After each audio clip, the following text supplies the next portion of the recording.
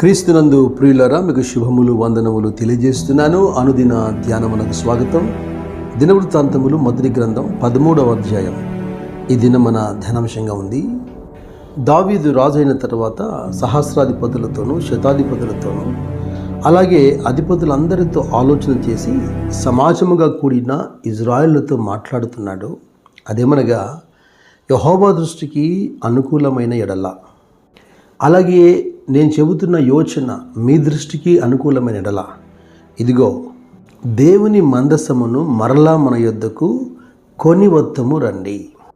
ఎవరైనా రాజు అయిన తర్వాత ఎలాగ రాజ్యాన్ని స్థిరపరచుకోవాలి, ఎలా సైన్యాన్ని వృద్ధి చేసుకోవాలి, ఎలా తన సింహాసనాన్ని ప్రబల చేయాలి, ఈ అంశాలన్నీ ఆలోచన చేస్తూ ఉంటారు. దావీదు అందుకే దేవుని హృదయానుసారుడు, దేవుని పట్ల మనసు కలిగిన వాడు అని దేవుడి సాక్ష్యం ఇచ్చాడు. మనసుకు చాలా నెమ్మది, ప్రశాంతత కలిగించే మాట ఇది. దేవుని మందసాన్ని మన యొద్దకు తీర్చుకుందాము రండి అంటూ సౌలు దినములన్నిట దాని యొద్ద మనం విచారణ చేయకే ఉంటిమి అంటాడు. ఇది చాలా ఆశ్చర్యం అనిపిస్తుంది. ఎందుకంటే సౌలు దాదాపుగా 40 సంవత్సరాలు కదా పరిపాలన చేశాడు. ఈ సుదీర్ఘమైన పరిపాలనలో సౌలు ఎప్పుడు కూడా దేవుని మందసాన్ని పట్టించుకోలేదు. ఎంత అగౌరవపరిచాడో మీరు చూడండి. ఒకవైపున మందసం మీదనే ప్రాణం పెట్టుకున్న మనుషులు మనకు కనబడతారు. సమూయేలు మొదటి గ్రంథం 4వ అధ్యాయం 13వ వచనంలో ఫిలిష్తీయులు దేవుని మందసాన్ని పట్టుకున్నారన్న సంగతి ప్రధాన యాజకుడైనటువంటి ఏలీ వినగానే, సైన్యం ఓడిపోతుందా, తన పిల్లలు చచ్చిపోయారా, ఈ మాటల కంటే మందసం అనే మాట వినబడగానే అక్కడ రాయబడిన మాట నేను చెబుతాను. ఏలి మందసము విషయమై గుండె అవిచు త్రోవ పక్కను పీఠ మీద కూర్చుండి ఎదురు చూచుచుండెను. యుద్ధంలోకి వెళ్ళినటువంటి తన కుమారులు తిరిగి వస్తారో రారో కానీ దేవుని మందసం కోసం ఎదురు చూస్తున్నాడు. గుండె కొట్టుకుంటూ అదురుతూ ఉందట.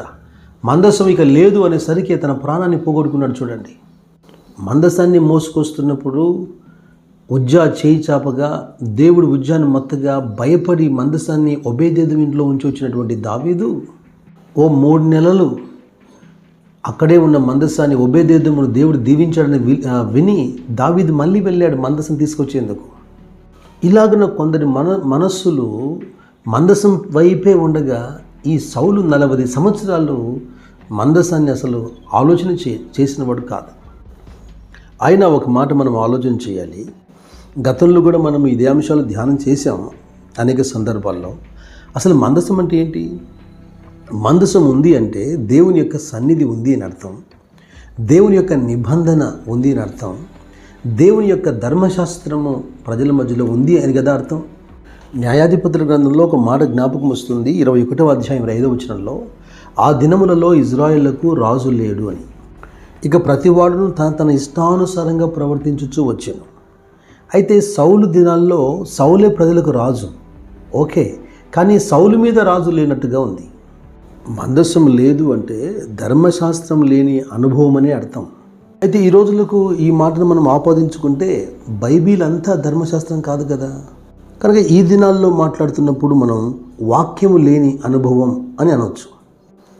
యేసుక్రీస్తు తనను నమ్మిన యూదులతో, మీరు నా వాక్యమందు నిలిచిన వారైతే నిజముగా నాకు శిష్యులై ఉండి సత్యము గ్రహించెదరు అంటాడు కదా యోహాను సువార్త 8వ అధ్యాయంలో.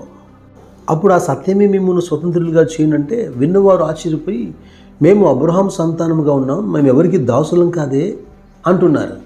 అందుకు ప్రభు ఇచ్చిన జవాబు ఏంటంటే, మీరు అబ్రహాం సంతానమని నాకు కూడా తెలుసు, కానీ మీ హృదయములలో వాక్యమునకు చోటు లేదు. వాక్యమును అంగీకరించక, హృదయంలో వాక్యముకు చోటివ్వక ఎలాగా యేసుకు అనుచరులుగా వీళ్ళు అయ్యారో, ఎలా వెంబడించారో చాలా ఆశ్చర్యకరంగా ఉంది. ఒకవేళ ప్రభువా అంటే సరిపోతుందని మీరు అనుకున్నారేమో.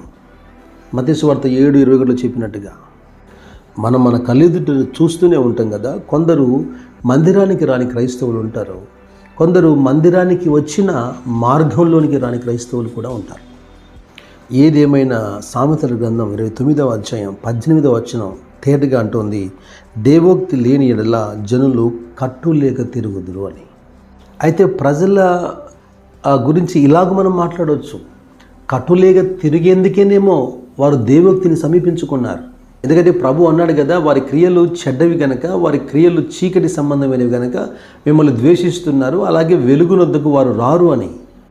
ఇలాగున పాఠం ధ్యానిస్తుండగా మన మనసుల్లో, మన హృదయాల్లో దేవుని ధర్మశాస్త్రానికి చోటు ఉందేమో ఆలోచన చేయాలి. పౌలు చెప్పినటువంటి ఒక చిన్న ఉదాంతాన్ని నేను మీ ముందు ఉంచుతాను. రోమిలతో మాట్లాడుతున్నప్పుడు 7వ అధ్యాయంలో 23వ వచనం చూడండి. వేరొక నియమము నా అవయవములలో ఉన్నట్టు నాకు కనబడుచున్నది, అది నా మనస్సునందున్న ధర్మశాస్త్రంతో పోరాడుచు నా అవయవములలో ఉన్న పాప నియమమునకు నన్ను చెరపట్టి లోపరుచుకొనుచున్నది. పౌలంతటి వాడే నాలో 2 నియమాలు కనబడుతున్నాయి. ఒకవైపున నా హృదయంలో దేవుని యొక్క ధర్మశాస్త్రం ఉంది, లేదా దేవుని యొక్క వాక్యానికి చోటు ఉంది. అయినప్పటికీ నా శరీరంలో వేరొక నియమం శరీర అవయవాల్లో కనబడుతుంది.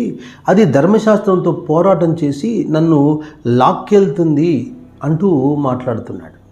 యేసును పోలి జీవిస్తున్నవాడు అపోస్తుడైన పౌలే హృదయం నిండా వాక్యాన్ని కలిగి ఉన్నప్పటికీ శరీరం అతనితో పోరాటం చేసింది అంటే, ఈ శరీరాన్ని ఆత్మ నియమానికి వ్యతిరేకంగా ప్రవర్తించేటువంటి, ఆపేక్షించేటువంటి శరీర క్రియల్ని అధిగమించడానికి నీ దగ్గర ఉన్నటువంటి వాక్యము ఎంత? హృదయం నిండా వాక్యాన్ని పొందుపరుచుకున్న వానికే పోరాటాలు కలుగుతుంటే ఇక ధర్మశాస్త్రం లేని వాని పరిస్థితి ఏంటి? మీరు సమూయేలు 2వ గ్రంథంలో 6వ అధ్యాయంలో కూడా ఈ విషయాలు రాయబడి ఉన్నాయి. అయితే ఒక మాట నేను చదువుతున్నాను, 17వ వచనం. వారు యెహోవా మందసమును తీసుకుని వచ్చి గుడారము మధ్యను దావీదు దాని కొరకు ఏర్పరిచిన స్థలమున నుంచగా దావీదు దహన బలులను, సమాధాన బలులను యెహోవా సన్నిధిని అర్పించెను. దావీదు ఒక స్థలాన్ని సిద్ధపరిచి మందసాన్ని తీసుకొని వచ్చి సిద్ధపరిచిన స్థలంలో ఉంచాడు.